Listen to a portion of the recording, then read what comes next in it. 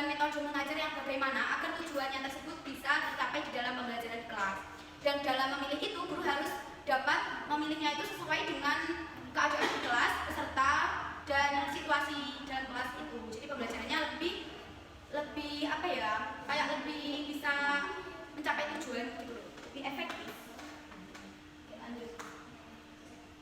Beberapa strategi pembelajaran dan metode mengajar yang dapat digunakan sebagai alternatif upaya mencapai tujuan pembelajaran. Yang pertama yaitu strategi ekspositori, yaitu strategi pembelajaran yang lebih menitik beratkan penyampaian isi materi pembelajaran secara verbal dari seorang pengajar kepada sekelompok peserta didik dengan tujuan agar peserta didik dapat menguasai isi materi pembelajaran secara maksimal.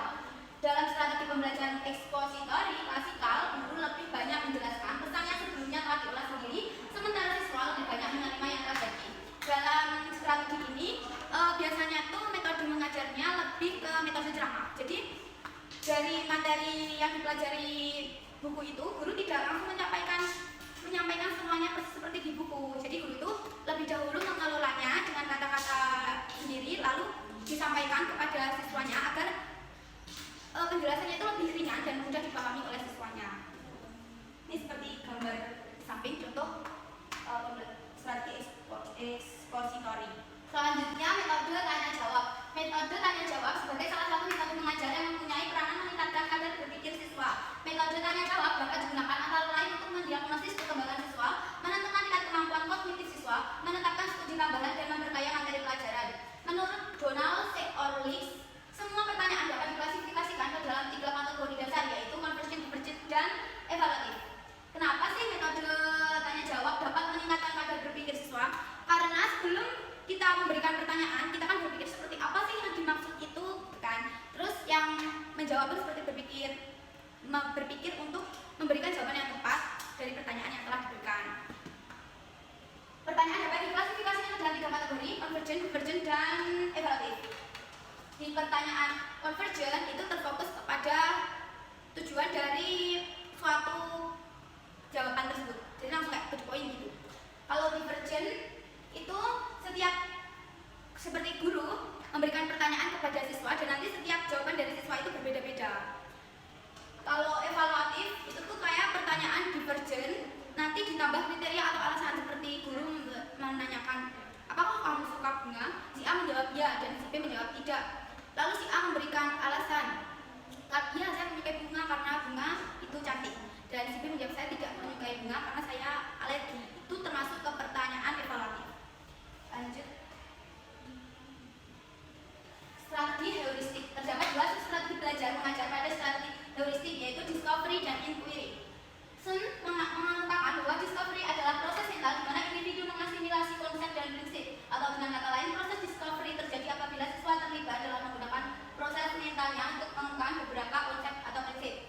Inquiry adalah perluasan proses discovery yang digunakan dengan cara yang lebih terbuka. Jadi kalau discovery itu lebih ke seperti anak IPA di laboratorium begitu, itu kan kayak ada nanti cara-caranya begini gitu kan untuk melakukan penelitian.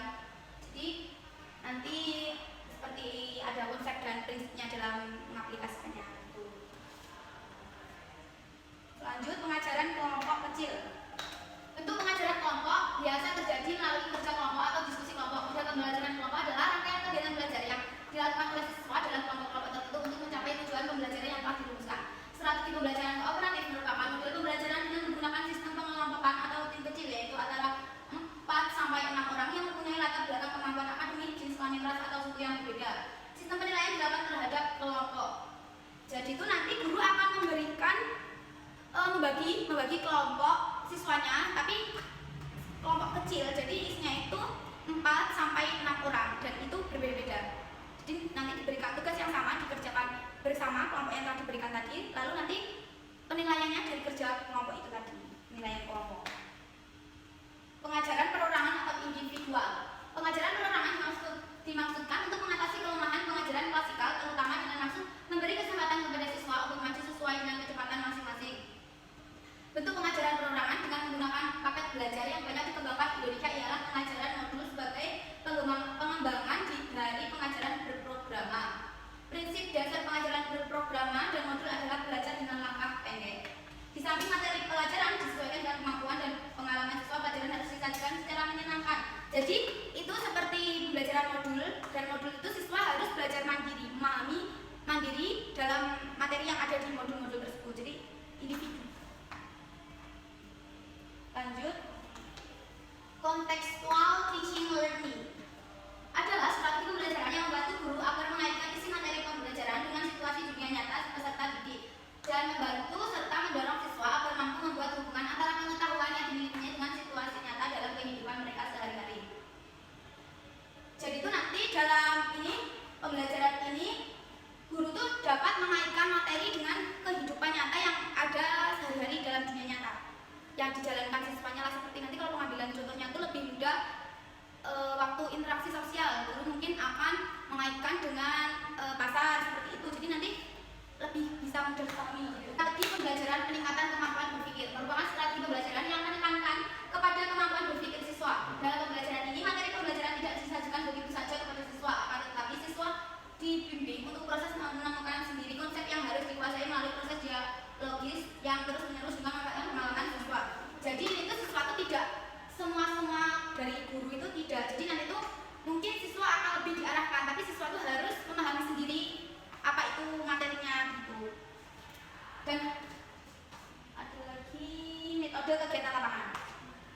Adalah metode yang berusaha menelusuri dan menginvestigasi masalah tertentu di lapangan. Kegiatan di luar kelas untuk mempelajari situasi baru dan berbeda. Siswa juga dapat melakukan survei atau proyek pelajaran sosial, lalu membuat peta lingkungan sekitar untuk matematika atau menggunakan keterampilan berbahasa yang baru untuk memperoleh pengetahuan baru tentang serapan bahasa bagi siswa yang belajar bahasa tertentu. Jadi nanti itu siswa kayak langsung terjun ke lapangan gitu untuk menginvestigasi masalah yang ada. Seperti contohnya ada di gambar. Lanjut, masih ada lagi. Strategi pembelajaran langsung. Fokus utama dari pembelajaran ini adalah pelatihan-pelatihan yang diterapkan dari keadaan nyata yang sederhana sampai yang lebih kompleks. Strategi pembelajaran langsung merupakan pembelajaran yang banyak diarahkan oleh guru. Strategi ini efektif untuk menentukan informasi atau membangun keterampilan tahap demi tahap. Jadi dalam strategi ini guru lebih membimbing, seperti apa ya, memberitahu langkah-langkahnya secara detail gitu. Lanjut, strategi pembelajaran tidak langsung. Dalam pembelajaran tidak langsung, peran guru beralih dari penceramah menjadi fasilitator, pendukung dan sumber personal. Selain itu, guru memberikan kesempatan agar siswa terlibat dan memberi umpan balik. Guru merancang lingkungan belajar, memberikan kesempatan siswa untuk terlibat. Pembelajaran tidak langsung menggunakan bahan-bahan cetak, mencetak atau sumber-sumber lainnya. Pada pembelajaran tidak langsung, guru memfasilitasi siswa untuk berpikir antara lain melalui kegiatan pengajuan pertanyaan yang tidak mengarah, memunculkan ide pada diri siswa, menangkap isi pembicaraan atau jawaban siswa yang dapat digunakan untuk menolong mereka dalam melihat permasalahan secara teliti, menarik kesimpulan dari diskusi kelas yang mencakup berbagai pertanyaan. Jadi kalau di strategi pembelajaran langsung itu kan guru lebih fokus mengarahkan, nah, memberitahu gini. Kalau strategi pembelajaran tidak langsung tuh guru bukan sebagai pengarah, jadi guru tuh hanya sebagai fasilitator, hanya membantu. Jadi nanti seperti ini pertanyaan siswa nanti dan diskusi yang dijalankan, guru seperti hanya memberikan kesimpulan gitu di dalamnya. Metode tugas proyek. Metode tugas proyek biasanya metode pembelajaran yang digunakan untuk mengetahui kondisi tertentu dan langsung terjun ke lapangan. Penerapan metode ini dalam kegiatan pembelajaran memberikan kesempatan kepada siswa suatu tugas dalam waktu menentukan secara individu atau kelompok untuk menghasilkan suatu produk. Jadi dalam metode ini tuh seperti siswa atau dibagi menjadi kelompok itu diberikan kesempatan untuk membuat suatu proyek atau produknya sendiri gitu. Jadi dalam pemikiran sendiri atau kelompok itu dia harus dapat menciptakan proyek atau suatu produk. Metode jigsaw. Metode jigsaw adalah metode yang menghendaki siswa belajar melalui kelompok. Metode ini mendorong kerjasama dalam kelompok. Setiap anggota kelompok memahami dan mendalami sesuatu, kemudian digabung menjadi satu dengan anggota-anggota kelompok lain untuk memperoleh suatu pemahaman yang utuh. Dibentuk kelompok oleh guru, kemudian dibentuk lagi kelompok ahli. Grup ahli ini mempelajari materi yang sama. Grup ahli ini mempelajari materi yang sama. Setelah siswa belajar di grup ahli, mereka kembali ke kelompok semula. Apa sih bedanya metode jigsaw sama metode diskusi kelompok? Bedanya itu kalau diskusi kelompok itu kan dari berbeda-beda ras semuanya kan dicampur jadi satu. Kalau metode jigsaw ini itu tuh nanti dalam kelompok itu satu orang sebagai perwakilan yang paling ahli dikumpulkan kan jadi satu. Terus mempelajari kelompok-kelompok lainnya. Setelah mereka paham, mereka kembali ke kelompoknya lagi untuk menjelaskan apa yang dipelajari dari kelompok ahli tersebut. gitu. Strategi pembelajaran afektif. Afektif berhubungan dengan nilai atau value yang sulit diukur karena menyangkut kesadaran seseorang yang tumbuh dari dalam diri siswa. Dalam batas tertentu, afeksi dapat muncul dalam kejadian behavioral, akan tetapi penilaiannya untuk sampai pada kesimpulan yang bisa dipertanggungjawabkan membutuhkan ketelitian dan observasi yang terus-menerus, dan hal ini tidaklah mudah untuk dilakukan. Jadi ini tuh seperti apa yang ada dalam diri siswa itu tuh ditumbuhkan lagi saja. Selanjutnya, strategi pembelajaran peningkatan kemampuan berpikir merupakan strategi pembelajaran yang menekankan kepada kemampuan berpikir siswa. Dalam pembelajaran ini, materi pelajaran tidak disajikan begitu saja kepada siswa, tetapi siswa dibimbing untuk proses menemukan sendiri konsep yang harus dikuasai melalui proses dialogis yang terus-menerus dengan melibatkan pengalaman siswa. Jadi ini tuh nanti siswa tuh nggak langsung diberikan kayak penjelasannya, itu enggak, siswa tuh hanya dibantu mengarahkan gitu. Jadi siswa harus dapat berpikir sendiri apa yang dimaksud ini gitu.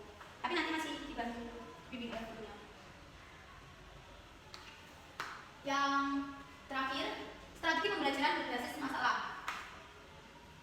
Dalam strategi pembelajaran jenis ini, pengajar melakukan serangkaian aktivitas pembelajaran yang menekankan kepada proses penyelesaian masalah yang dihadapi dengan memakai cara-cara yang dapat dipertanggungjawabkan secara ilmiah.